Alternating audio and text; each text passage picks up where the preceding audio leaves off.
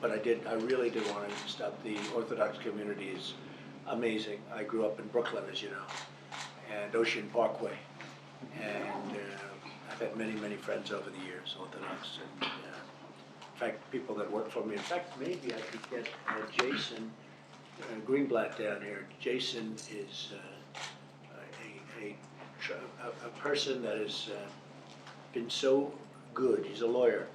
He's been so incredible, and he's Orthodox. Like, you know, maybe you could ask Jason Greenblatt to come back. Would you do that, Corey?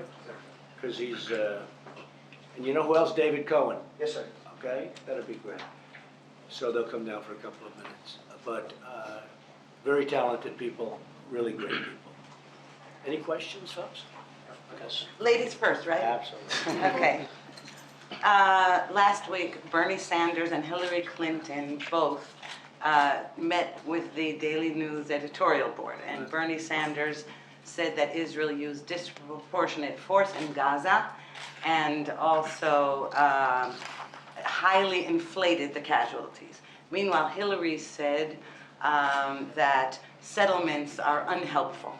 I'd like to ask you if you think that Israel uses disproportionate force and if settlements are unhelpful.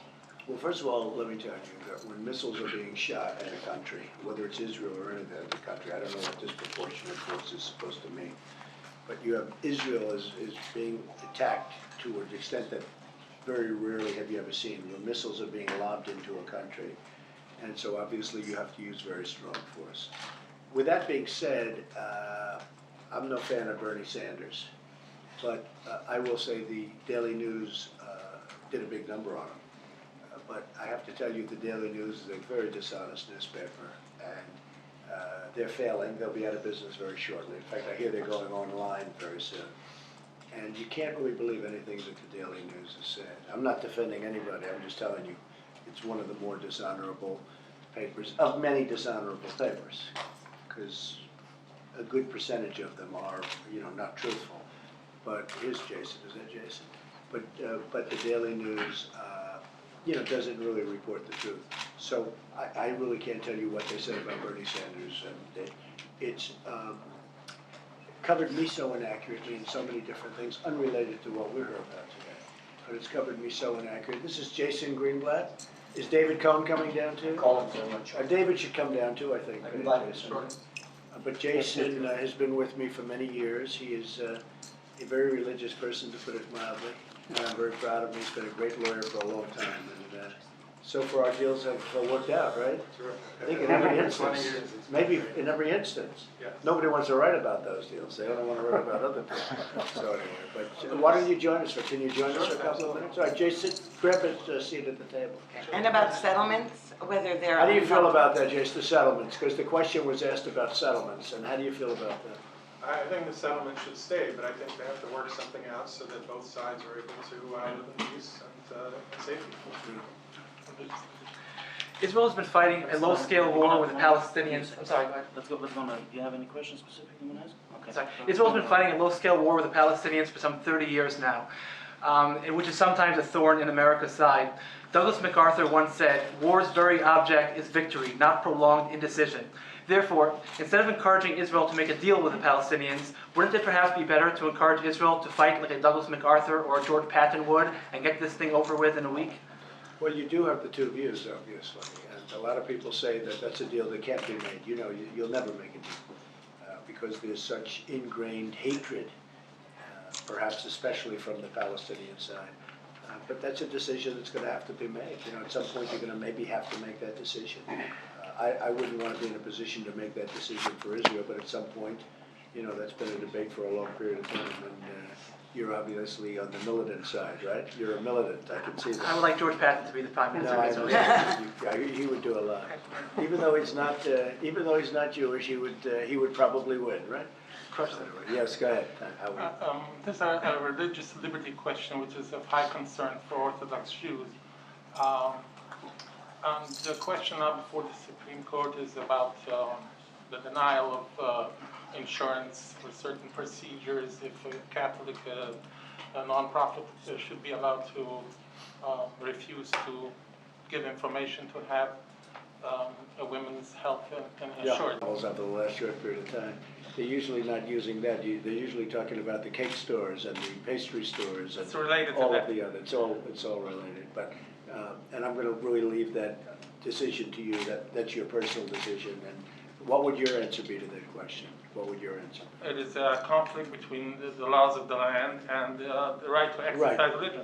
I wouldn't be able to exercise my religion of having only a religious Jew slaughter the animal, Right. and that precludes of non-religious Jews performing that ritual. Right. But it is an employment issue. Should a person who is not a... My second half of the question would be, should the government or any body, be it state or municipal, make a law? You have a right to practice your religion the way you see fit, but if you won't ordain women or homosexuals, then you'll lose your tax exempt status. You're a rabbi, you won't perform gay marriages? Fine, that's your right. But should you still retain the license And you know the whole to give tax. marriage licenses? Right, I understand. We'll And take you it know away the from whole tax exempt status for all religions. Now, I'm not talking about, Correct. you know, I'm not just talking about Jewish, I'm talking about Christian, I'm talking about everything. That in itself is a big subject of debate right now, because, you know, who's making this determination to take away this status? And it's really become a very big point of discussion and a very complex point of discussion. And it's something that I'm very interested in, and I'm really forming policy on it. So I'm going to be announcing something that Oh, where's I think, your heart? that I actually think you're going to be very happy with. Okay? We're going to have to go quickly because Yeah. I have got. Quick answers. You have no Quick idea. questions. You have no idea. My schedule is crazy. If I'm going to be elected and help you people, I got to do something else. Okay? Go ahead. Let's go on this. I have a geopolitical question. Israel is surrounded by several neighbors, including Egypt, Yes. Turkey nearby, Right. that are ruled by authoritarian or increasingly authoritarian people. Right. Is there any conflict that you see between America's support for democratic freedoms in these countries and the national security interests of Israel or the United States? Well, if you look at some of the things we've done, we've taken, beyond when you're talking about Turkey, et cetera, and Egypt, we've taken out Iraq. We had Saddam Hussein, who was not a good man, but you would have been a lot better off if that wasn't done, because now you've destabilized the entire Middle East. You've taken out Gaddafi in Libya. You tell me, right now, ISIS has the oil in Libya, and it's a disaster. And I've said this many times, if our elected officials went to the beach and didn't do anything, the Middle East would be a lot better right now than it is where we have it. It's right now worse than it's ever been. You look at the migration, you look at what's going on in Europe, you look at all of the problems. So we don't believe in authoritarian, but the fact is that if we would have done nothing with Iraq and Libya and other places, we would right now be better off, a lot better off.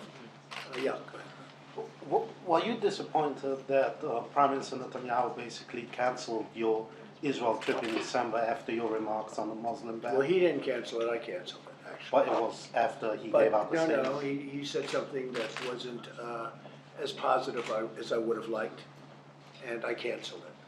I did cancel the meeting. Just like Megyn Kelly called me for the meeting yesterday, okay?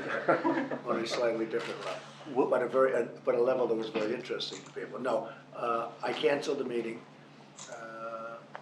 I did not particularly like his statements. Would you treat him differently were you already president?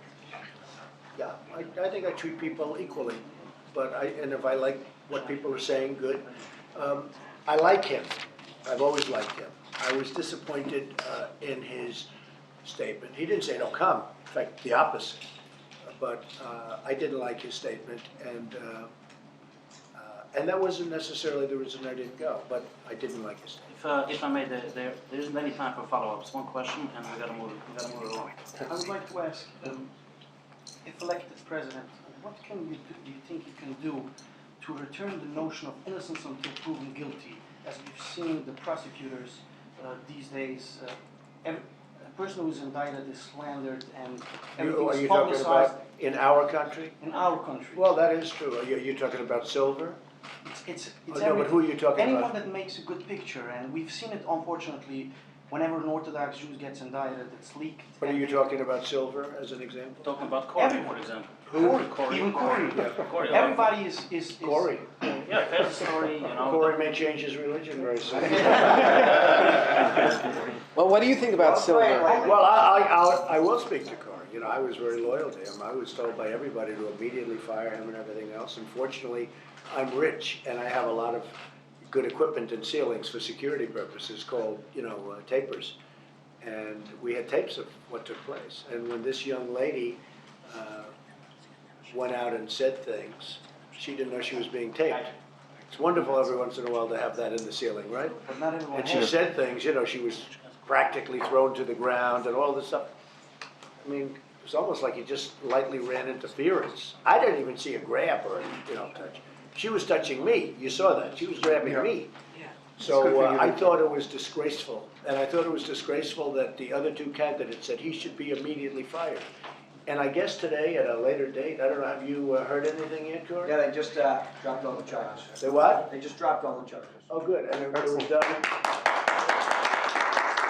Now tell my friends from, in some cases, Israel, tell my friends, how loyal was Mr. Trump to you, Corey? More than I could possibly fathom, and And I will so tell you- grateful And I'll be, loyalty and support. well, it was great. I'm proud of you, Corey. Thank He you, took it. It wasn't easy. So what would you He say, wasn't quite as effective for the last couple of months. Right, Corey? Yes, sir. Corey is a good guy, and that was a horrible thing. And that's a good question. I actually like that question. And I like that you can show that example, because you're right. People said, he should be fired, he should be this, And I said, I can't do that. I can't do that. Now, had I not seen the tape, I think it might have been a different story. The tape really, it was amazing how somebody got up and said something, and then all of a sudden when it was on tape, it was like she went dead silent. So let's see what happens. I'm very happy about that, Corey. That's Thank you, great. sir. Okay, a couple more questions. Go Mr. ahead. Trump, I think there's some confusion about your position on whether there should be American economic aid to Israel. Could you clarify that? Yeah, I think there should be. Look, it's our best ally, one of our best allies anywhere, but certainly our best ally in the Middle East. And I'm going to be very strong for Israel. The thing I don't understand is, as you know, I have many Jewish friends. I've received many Jewish awards from Federation, from many different places, the Tree of Life Award, many awards. And the thing I don't understand is, in my opinion, Barack Obama has been tremendously disloyal to Israel, tremendously. And yet my Jewish friends go out and have fundraisers for him all the time. And I said, someday you people will explain to me what you're doing. I think the Iran deal is one of the worst things that's ever happened to Israel. I think it is a disgrace that a deal like that was allowed to be negotiated. I think that, I don't mind a deal with Iran, but it's got to be a great deal, not a horrible deal. And he never walked from the table. Kerry's one of the worst negotiators I've ever seen, and that goes for Obama, other than when they negotiate with the Republican Party. But that'll change. But I do think this, I think that President Obama has been extremely disloyal to Israel. And I say this to you, I don't understand how so many of my Jewish friends consider him a friend of Israel, and I don't know how they can consistently raise money for him. And I asked them the question, and they can't even give me an answer. So someday one of the people at this table will be able to tell me. Do you see a difference between Israel proper and Israel on the other side of the Green Line? Yeah. I wonder what phrase or word you prefer to use to describe that land. Is it occupied territory, West Bank, Judea and Samaria, Palestine? What do you use? Well, there are many words that I've seen to describe it. Yeah. Jason, how would you respond to that? I certainly wouldn't call them occupied territories. I would call them, they are outside the Green Line, sure. I think they're settlements. But I think too much time is spent getting hung up on terminology. I think we have to get past that and figure out how to deal with the problem. Is that your I think Jason, I would say that. No, Jason's very much a consultant to me on Israel. on He the goes campaign there as well? on everything, Uh-huh. on Israel. He's he's a tremendously talented lawyer, one of the great real estate lawyers of the city of New York, and he has tremendous passion for Israel. When he goes on vacation, he goes to Israel. It's perhaps even his favorite place over Palm Beach. Is that right, Jason? No, I mean, you go, probably once a year, and really knows it. I mean, he would know it far he would understand it better than me, and he would know it better than me, and I do rely on him as a consultant on Israel. Would you David rely on- Friedman is another one from the Kasowitz firm. Do you know David Friedman at all? David Friedman from the Kasowitz firm is another, he's a person who truly loves Israel. And I like to get advice from people that know Israel, but from people that truly love Israel. And both of the people, Jason and David Friedman, works with Mark Kasowitz, Kasowitz law firm. They have great love for Israel. Did they advise you during if you were like? They are advisors to me. Yeah, I would say, I don't Do we think I have, could we have find, time for 2 or 3 I don't more think I could find questions? better, yeah. Early in the campaign, you said that there was nothing that you had to ask forgiveness for from God, and now that we're 3 or 4 months Well, that later. was asked on a Christian basis, not a, that was a Christian question. Well, we can make it a Jewish question also. You know, we're into doing, we call it tshuva, repentance. And, Well, one you know, else. what I said and how I thought it was meant. I mean, I very much behave, but certainly you do always ask God, and you ask God for forgiveness. But I do, with that understood, I like to behave. Okay? Okay, question? Yeah, go ahead. There's been a story circulating that you once got a flat tire, and a Jew stopped, an Orthodox Jew, and helped you, and you ended up paying off his mortgage. Is that true? And if so, can you please elaborate? Tell me the story. Well, it is a true story. I don't know how it even got started. I don't know how people found out about it. And he was just a tremendous person. What's the story? So, well, I'd rather not go into it because, you know, I don't like, number one, the press doesn't report on the stories that are good stories about me. They only report negative things. So I won't bother with it. But I have helped, beyond that, I've helped many Orthodox Jews and I've helped many people. And there's nothing I love, whether they're Jewish or not, and there's nothing I like more than helping people. But I've been very much involved, and my father before me, with Jewish philanthropy. And my father used to buy bonds, and we made contributions, but we've been very much involved. Some of the Federation, a lot of the different events and a lot of the different places, Jason, wouldn't you say? Yeah, may I make one Yeah, go ahead. I know you're here to hear Mr. Trump, but let me just tell you a 1-minute story about who he is in relation to being loyal and how he handles. A lot of candidates are speaking, and for the most part, people speak about their love for Israel. I think in this country, Right. 60-70%, it's basically a fixed position in a lot of the public, that there's support for Israel. But you know, because you have all the candidates that are saying that so strongly, you want to certainly voters and I want to don't think look they at. say it strongly. I don't think that Obama says it strongly. And I don't think all the candidates say it strongly. So looking at these candidates, what would you say are the biggest points of difference between you and Hillary Clinton on Israel policy? Well, I think she's strong. Where do you differ? She's been saying strongly in favor of Israel. And so do I. The difference is I'll produce. She's not going to produce. You don't trust her. She's not No, she's not trustworthy. on Israel. She's proven that. On a lot of things. On a lot of things. I mean, she's not a trustworthy person. She's going to be a third term of Obama. Do you trust Obama? She's a third term of Obama.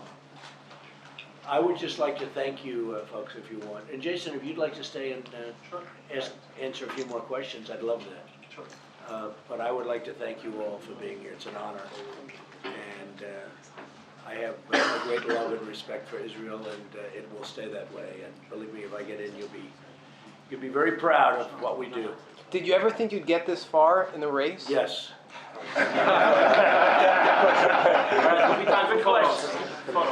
So Trump, guys, we're going to close the way. Come on, let's get a group here.